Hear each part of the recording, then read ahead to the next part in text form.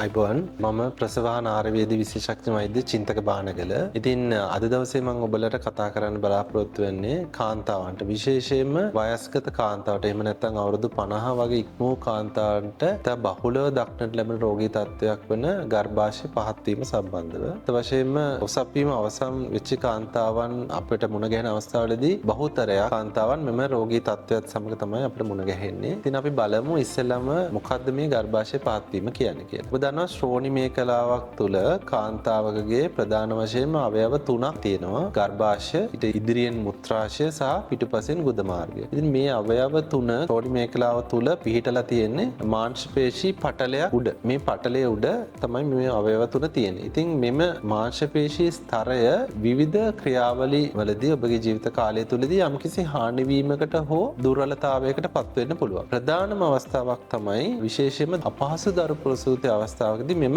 මාංශ පේශීන් වලට හානි වීමක් සිද්ධ වෙන්න පුළුවන්. ඒ වගේම ඔසප් චක්‍රය අවසන් වුණාට පස්සේ ඔබගේ ඊස්ට්‍රජන් කියන හෝමෝන්ක අඩුවීමකට ලක් වෙනවා. මෙම ඊස්ට්‍රජන් හෝමෝනය මෙම මාංශ පේශීන් ශක්තිමත්ව පවත්වා ගැනීමට ඉතා වැදගත් හෝමෝනයක්. එම නිසා එම අවස්ථාවලදී මේ මාංශ පේශීන් වල දුර්වලතාවයක් ඔස්මතු වෙන්න පුළුවන්. ඒ වගේම ඔබ අධික ලෙස ඔබට වැසිකිලි යාමේදී අපහසුතාවයක්, අධික තැටමීමකට ලක් වෙනවා නම්, එහෙම නැත්නම් ඔබට නිතර අධික කැස්සක් ඔබට ඇති වෙනවා නම්, ඒ අවස්ථාවලදී ඔබගේ උදරයේ ප්‍රෙෂර් එක, එහෙම නැත්නම් ඔබගේ උදරයේ පීඩනය වැඩිවීමක් සිදුවීම නිසා ශ්‍රෝණි මේකලාවට තෙරපීමක් ඇති වෙලා මෙම අවයව පහත් වීමක් සිද්ධ වෙන්න පුළුවන්. ඒතර ඔබ කොහොමද දැනගන්නේ මේ ඔබගේ ගර්භාෂය එහෙම නැත්නම් අනිත් අවයව පහත් වීමක් සිද්ධ වෙනවද කියලා? ඔබට මුලින්ම නිරීක්ෂණය වෙන්න පුළුවන් යෝනි මාර්ගයේ ඇතුලේ බර ගතිය. ඒ වගේම ක්‍රමක්‍රමයෙන් යනකොට ඔබට යම්කිසි දෙයක් යෝනි මාර්ගය හරහා එළියට එන බවක් දැනෙන්න පුළුවන්. විශේෂයෙන්ම වැසිකිලි යාමෙන් පසුව. එහෙම නැත්නම් හවස් කාලයේදී අධික ව්‍යායාමයකින් පසුව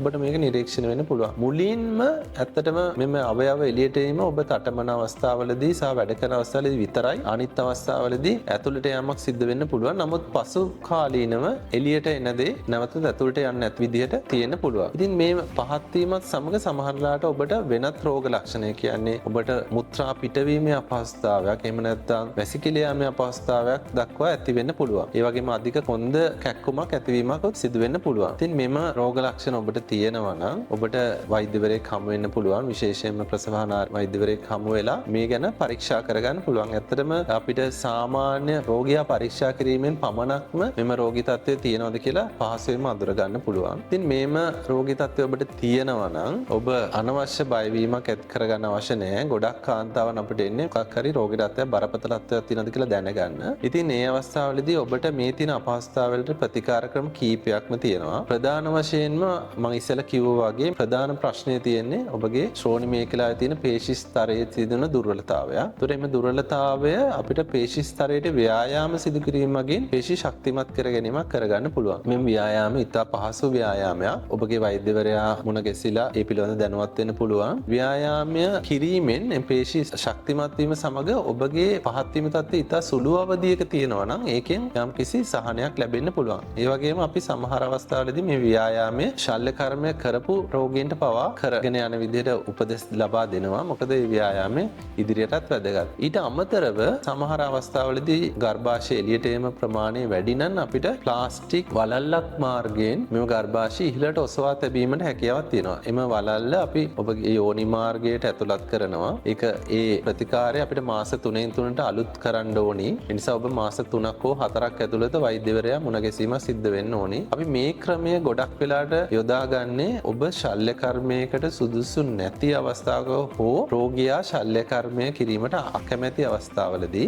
ඊට අමතරව ප්‍රධාන වශයෙන්ම මෙම රෝගී තත්ත්වයට අපි සිදු කරන්නේ ගර්භාෂය ඉවත් කිරීමේ ශල්‍ය කර්මය. එහෙම නැත්නම් මුත්‍රාශය පමණක් පහත් වෙලා තිබීම නම් මුත්‍රාශය ඔසවා තැබීමේ ශල්‍ය කර්මය. I think මෙම ශල්‍ය කර්මය ගොඩක් වෙලාවට සිදු කරන්නේ කොන්දෙන් පහළ හිරිවැටීමක් සිද්ධ කළා කලාතුරකින් සීනති කිරීමක් සිද්ධ කරන්න පුළුවන්. ඒ පිළිබඳව ඔබේ නිර්වින්දන වෛද්‍යවරයා ඔබව දැනුවත් කරයි. මෙම ශල්‍ය කර්මයේදී උදරයේ කැපුමක් ඇති වෙන්නේ නැහැ. යෝනි මාර්ගය හරහා තමයි ශල්‍ය කර්මය සිද්ධ කරන්නේ. ගොඩක් වෙලාවට අපහසුවකින් තොරව ශල්‍ය කර්මය සිදු වුණොත් දින එකක් හෝ එකමාරක් ඇතුළත ඔබට රෝහලෙන් පිටවීමේ හැකියාවකුත් තියෙනවා. ඒ නිසා අනවශ්‍ය බියක් ඇති කරගැනීම තත්ත්වයක් නෙමෙයි. ඒ වගේම ශල්‍ය කර්මය පිළිබඳවත් අනවශ්‍ය බියක් ඇති කරගත යුතු නැහැ. අපි දැකලා තියෙනවා ගොඩක් අවස්ථාවලදී මෙම රෝගී තත්ත්වය ගොඩක් කාන්තාවන් තමන්ගේ පවුලේ අයත් සමග සාකච්ඡා කිරීමට අකමැති රෝගී තත්ත්වයක්. ඒ නිසාම සමහර වෙලාවට විශේෂයෙන් වයෝවෘද්ධ කාන්තාවන් මෙම රෝගී තත්ත්වය ගොඩාක් කාලයක් තිස්සේ තබා ගැනීම නිසා ඇතිවන